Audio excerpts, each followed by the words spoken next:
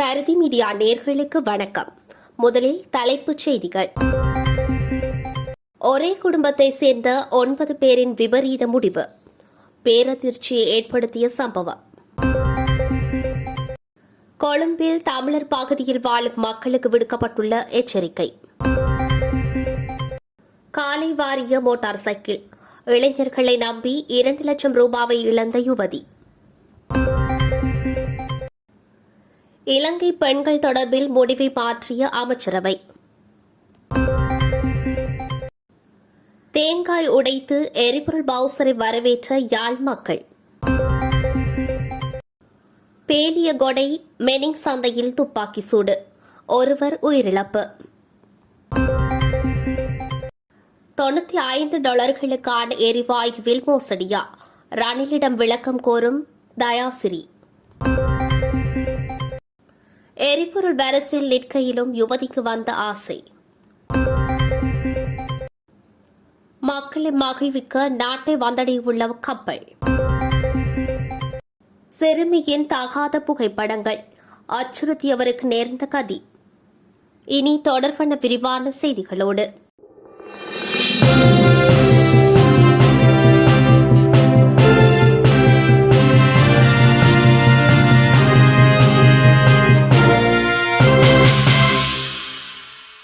இந்தியாவின் மராட்டியத்தில் டாக்டர் குடும்பத்தைச் சேர்ந்த 9 பேர் தற்கொலை செய்து கொண்ட சம்பவம் பெரும் அதிர்ச்சியை ஏற்படுத்தியுள்ளது.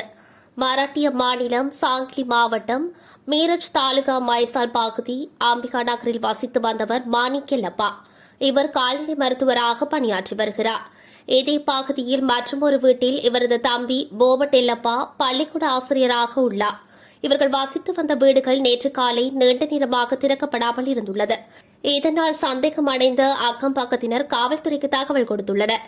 தகவலின் பேரில் சம்பவ இடத்திற்கு வந்த போலீசார் கதவை உடைத்து உள்ளே சென்று பார்த்தபோது 2 வீட்டுக்குள்ளும் ஒரே குடும்பத்தைச் சேர்ந்த 9 பேர் பிணமாக இருந்துள்ளனர். ஒரு வீட்டில் பிணமாக கிடந்தவர்கள் கால்நடை டாக்டர் மாணிக்கெல்லப்பா, அவரது தாய் அக்தை, மனைவி ரேகா, மகள் பிரதிமா, மகன் ஆதித்யா, மருமகன் சுவம் எனவும் மற்றொரு வீட்டில் இறந்து கிடந்தவர்கள் ஆசிரியர் போபட், அவரது மனைவி அர்ச்சனா, மகள் சங்கீத் எனவும் தெரியவந்துள்ளது. இதில் 3 பேர் ஒரே இடத்தில், மற்றவர்கள் வீட்டில் ஆங்காங்கே பிணமாக கிடந்தமை குறிப்பிடத்தக்கது.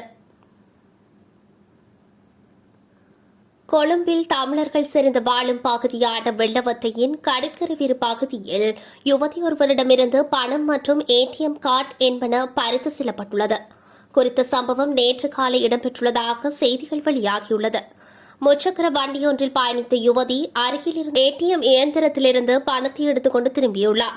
இதன்போது வேகமாக மோட்டார் சைக்கிள் ஒன்றில் வந்த இருவர் யுவதியிடமிருந்து பணத்தையும் ஏடிஎம் அட்டையையும் பறித்துக் கொண்டு தப்பி சென்றுள்ளனர். அப்பகுதியில் மக்கள் நடமாட்டம் அதிகமாக இருந்தபோதும் இந்த சம்பவம் நடந்துள்ளதாக தகவல்கள் தெரிவிக்கின்றது. சம்பவம் தொடர்பில் வெள்ளவத்தை போலீஸ் நிலையத்தில் அவ்வாறான முறைப்பாடு எதுவும் தமக்கு கிடைக்கவில்லை என தெரிவித்துள்ளனர். எனினும் இவ்வாறானதொரு விடயங்கள் தொடர்பில் மக்கள் மிகுந்த அவதானத்துடன் இருக்க வேண்டும் என சமூக அவதானிகள் மக்களை எச்சரித்துள்ளனர். தற்போது நாட்டில் ஏற்பட்டுள்ள நெருக்கடி நிலை காரணமாக இவ்வாறான சூழ்நிலை எழுந்துள்ளதாக கூறும் மக்கள் இனிவரும் நாட்கள் மிக மோசமடைவதற்கு அதிக வாய்ப்புகள் உள்ளதாக கூறுகின்றனர். யக்கள கல்குளம் வீதியில் நேராவிய விகாரை அருகிலுள்ள வளைவில் பெண்ணொருவர் பயணம் செய்த மோட்டார் சைக்கிள் பெட்ரோல் இல்லாமல் நடுவீதியில் நின்றுள்ளது. அச்சந்தர்ப்பத்தில் உதவி செய்வதாக கூறி வந்த இளைஞர்கள் இருவர் பெண்ணின் கழுத்தில் உள்ள 2 லட்சம் ரூபாய் பெறுமதியான தங்க சங்கிலியை கொள்ளையிட்டு சென்றுள்ளனர். ஆலுத்கம பிரதேசத்தில் வாசிக்கும் 24 வயது பெண்ணொருவர் மெஹிந்தலி விகாரையை தரிசிக்க செல்லும் வழியில் தனது மோட்டார் சைக்கிளில் பெட்ரோல் இல்லாததினால் இடைவெளியில் நின்றுவிட்டது. இதனை அடுத்து பெண் மோட்டார் சைக்கிளில் வைத்திருந்த போத்தலை எடுத்து பெட்ரோல் வாங்க செல்ல முற்பட்டுள்ளார். அப்போது வேறொரு மோட்டார் சைக்கிளில் வந்த இருவர் யுவதியிடம் உதவி செய்யவா என கேட்டு அருகில் வந்த தங்க சங்கிலி அறுத்து சென்றுள்ளதாக பாதிக்கப்பட்ட பெண் முறைப்பாட்டில் தெரிவித்துள்ளார். வீட்டு வேலைக்காக வெளிநாடு செல்லும் இலங்கை பெண்களின் குறைந்தபட்ச வயதை 21 திருத்த அமைச்சரவை தீர்மானித்துள்ளது. இலங்கை பெண்கள் வெளிநாடுகளில் வீட்டு வேலைகளில் ஈடுபடுவதற்கான தற்போதைய குறைந்தபட்ச வயதாக சவுதி அரேபியாவிற்கு 25 ஆகவும் மற்ற மத்திய கிழக்கு நாடுகளுக்கு 23 ஆகவும் ஏனைய நாடுகளுக்கு 21 ஆகவும் காணப்படுகிறது. இந்த நிலையில் தொழிலாளர் அமைச்சரால் முன்வைக்கப்பட்ட முன்மொழிவின் அடிப்படையில் வயது வரம்பை திருத்துவது குறித்து அமைச்சரவைக்கு பரிந்துரைகளை வழங்க நீதி, சிறைச்சாலைகள் மற்றும் அரசியலமைப்பு திருத்தங்கள் அமைச்சர் தலைமையில் அமைச்சரவை உபக்குழு ஜூன் 6ஆம் தேதி நியமிக்கப்பட்டது. குறித்த உபக்குழுவினால் முன்வைக்கப்பட்ட பரிந்துரைகளை கருத்தில் கொண்டு இலங்கை பெண்களை வெளிநாடுகளில் வீட்டு வேலைகளில் ஈடுபடுத்துவதற்கான ஆக குறைந்த வயதை 21 மாற்றியமைக்க அமைச்சரவை தீர்மானித்துள்ளது. யாழ்ப்பாணம் நெல்லியடி எரிபொருள் நிரப்பு நிலையத்திற்கு எரிபொருள் பவுசர் வந்த மகிழ்ச்சியில் மக்கள் தேங்காய் உடைத்து கொண்டாடியுள்ளனர். எரிபொருளை பெற்றுக்கொள்ள இன்றும் நீண்ட வரிசையில் மக்கள் காத்திருந்த நிலையில் எரிபொருள் பவுசர் பல மணி நேரம் வரவில்லை. நெல்லியடி பலநோக்கு கூட்டுறவு சங்க எரிபொருள் நிரப்பு நிலையத்தில் இன்று எரிபொருளுக்காக நூற்றுக்கணக்கான வாகனங்களுடன் மக்கள் காத்திருந்துள்ளனர். இதேவேளை கரவட்டி பிரதேச செயலாளர் பிரிவுக்குட்பட்ட எரிபொருள் அட்டை பெற்றுக் கொண்டவர்களுக்கு எரிபொருள் வழங்கப்படும் என்று அறிவிக்கப்பட்டுள்ளது. மேலும் முச்சக்கர வண்டிகளுக்கு 3000 ரூபாவிற்கும் மோட்டார் சைக்கிள்களுக்கு 2000 ரூபாவிற்கும் பெட்ரோல் வழங்கப்படும் என ஒலிபெருக்கி மூலம் கரவட்டி பிரதேச செயலகத்தால் அறிவிக்கப்பட்டுள்ளது.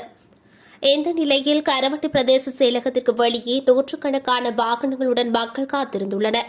நெல்லியடி காவல் நிலைய பொறுப்பதிகாரி தலைமையில் பெட்ரோல் வழங்குவதற்கான ஒழுங்குபடுத்தும் பணிகள் இடம்பெற்றுள்ளமை குறிப்பிடத்தக்கது. பேலியகொட வெனிங் சந்தையில் இடம்பெற்ற துப்பாக்கி சூட்டில் ஒருவர் உயிரிழந்துள்ளதாக காவல்துறை ஊடகப் பிரிவு தெரிவித்துள்ளது.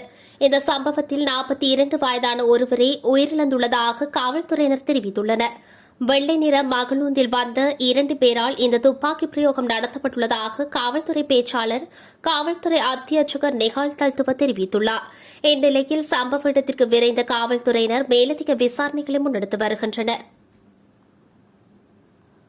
புத்தளம் மாதம்பை கச்சக்கடு பகுதியில் லொரியில் இருந்து கீழே விழுந்த குடும்பஸ்தர் ஒருவர் உயிரிழந்துள்ளார்.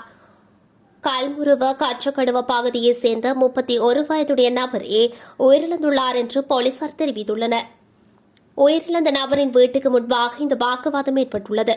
இருவருக்கும் இடையே ஏற்பட்ட வாக்குவாதம் முடிவடைந்த பின்னர் குறித்த லொரியின் சாரதி கோபத்துடன் அங்கிருந்து செல்ல முற்பட்ட போது உயிரிழந்த நபர் அந்த லொரியின் பின்பகுதியை பிடித்துக் கொண்டு ஏற முற்பட்டுள்ளார் என கூறப்படுகிறது. இதன்போது குறித்த லொரி அவ்விடத்திலிருந்து புறப்பட்டு சுமார் 100 மீட்டர் தூரத்தில் லொரியின் பின்பக்கம் இருந்த நபர் கீழே விழுந்துள்ளார் என மேற்கொள்ளப்பட்ட முதற்கட்ட விசாரணைகளில் தெரியவந்துள்ளதாக போலீசார் குறிப்பிட்டுள்ளனர். இதன்போது கீழே விழுந்து படுகாயமடைந்த நபரை அங்கிருந்தவர்கள் உடனடியாக கல்முருவ வைத்தியசாலையில் சேர்த்த போதிலும் அவர் அங்கு சிகிச்சை பலனின்றி உயிரிழந்துள்ளார் என போலீசார் கூறியுள்ளனர். இந்த சம்பவத்துடன் தொடர்புடைய லோரியின் சாரதி போலீசாரினால் கைது செய்யப்பட்டுள்ளார்.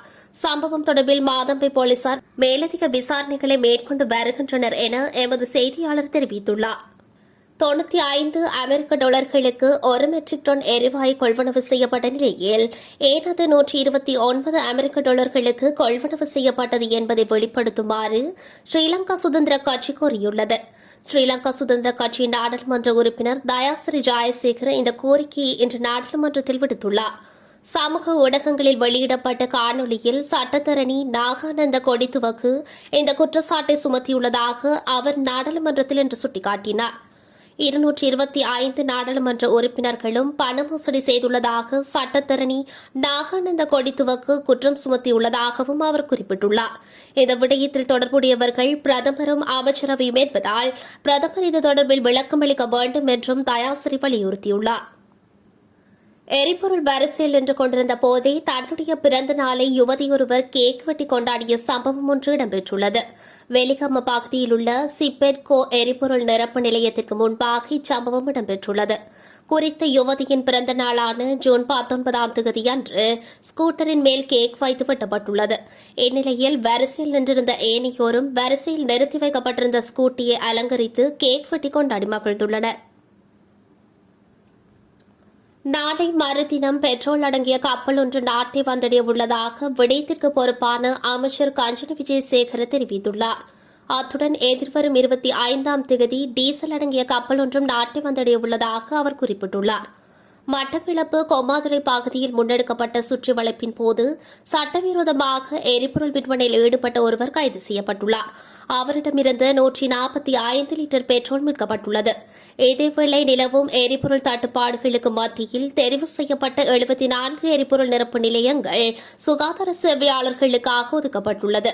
இதன்படி எதிர்வரும் 24ஆம் தேதி முதல் வாராந்தம் வெள்ளிக்கிழமைகளில் வைத்தியர்கள், தாதியர்கள் மற்றும் சுகாதார சேவையில் ஈடுபடும் ஏனைய பணிக்குழாவினர் எரிபொருளை பெற்றுக்கொள்ள முடியும் என சுகாதார அமைச்சர் கெஹலிய ராம்புக்வெல்ல தெரிவித்துள்ளார்.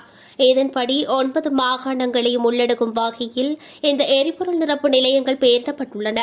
இவ்வாறான பின்னணியில் நாட்டின் பல பகுதிகளில் எரிபொருளுக்காக மக்கள் காத்திருப்பு தொடர்கிறது.